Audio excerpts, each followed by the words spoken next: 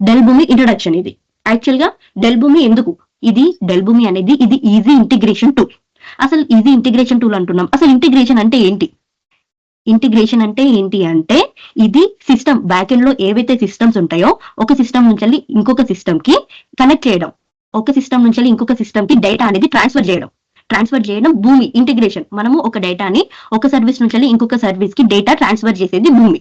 అది ఒక సర్వీస్ నుంచి ఇంకొక సర్వీస్ కి డేటా అనేది మనం ఇంటిగ్రేట్ చేస్తున్నాం. లైక్ మనము సిస్టమ్స్ అనేవి కోడింగ్ లేకుండా కనెక్ట్ చేస్తున్నాం అనమాట, అంతే. ఇది ఒక cloud based software. Cloud based software అంటే ఏంటి? ఇంటర్నెట్ ద్వారా రన్ అయ్యేది.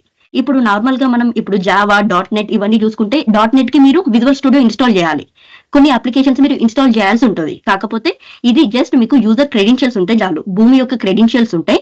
మీరు ఆన్లైన్ లోనే ఈమెయిల్ నుండి పాస్వర్డ్ ఇచ్చి జస్ట్ భూమికి లాగిన్ అవ్వచ్చు. ఇది క్లౌడ్ బేస్డ్ సాఫ్ట్వేర్. లైక్ ఇది high demanding career tool. High demand career tool అని దీన్ని ఎందుకు అంటున్నామని అంటే ఇందులో కోడింగ్ చాలా తక్కువ ఉంటుంది.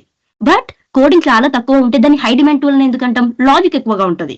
కోడింగ్ తక్కువగా ఉంటుంది, లాజిక్స్ ఎక్కువగా ఉంటుంది, మళ్ళీ ఇది high demand career tool. Okay, actual గా అసలు ఇంటిగ్రేషన్ అంటే ఎందుకు అని నేను లైక్ ఇంటిగ్రేషన్ ఎందుకు, మీరు ఎందుకు నేర్చుకోవాలి అని చెప్పాను కదా. ఇప్పుడు ఒక వెబ్సైట్ లో ఒక ఆర్డర్ అనేది మీరు క్రియేట్ చేశారనుకోండి. సపోజ్ ఒక అమెజాన్ ఉంది, అమెజాన్ లో మీరు ఏదైనా ఆర్డర్ ఇచ్చారు. ఆర్డర్ అనేది ఆర్డర్ క్రియేట్ చేసినప్పుడు మీ లైక్ మీ యూజర్ ఐడి, లైక్ మీ నేమ్, ఈమెయిల్, మీ ఫోన్ నెంబర్ ఇలా ఇవ్వాల్సి ఉంటుంది. ఓకే, ఆ డేటా మొత్తం మీకు వెబ్సైట్ లో స్టోర్ అవుతుంది. ఆ వెబ్సైట్ లో స్టోర్ అయిన డేటా ఇప్పుడు మీరు ఒకవేళ ఇప్పుడు అమెజాన్ లో మీరు ఒక లైక్ టీషర్ట్ ఆర్డర్ పెట్టారనుకోండి. టీషర్ట్ ఆర్డర్ పెడితే మీరు దానికి పేమెంట్ చేస్తారు కదా. మీ ఆర్డర్ డీటెయిల్స్ ఏవైతే ఉన్నాయో అది వెబ్సైట్ లో స్టోర్ అవుతుంది. అండ్ మీ అకౌంటింగ్, మీరు పేమెంట్ ఏదైతే చేశారో అది అకౌంటింగ్ సాఫ్ట్వేర్ వేరు. మీరు ఏదైతే పేమెంట్ చేశారో దానికి సక్సెస్ ఆర్ ఫెయిల్యూర్ రెస్పాన్స్ వస్తుంది కదా. ఆ రెస్పాన్స్ అనేది మీ ఈమెయిల్ కి ఫార్వర్డ్ చేయబడుతుంది. అది ఈమెయిల్ సిస్టమ్. ఈ వెబ్సైట్ డేటా వేరు, అండ్ అకౌంటింగ్ సాఫ్ట్వేర్ వేరు, అండ్ ఈమెయిల్ సిస్టమ్ వేరు. ఈ 3 సిస్టమ్లని ఇవన్నీ వేటికవే ఇండివిజువల్.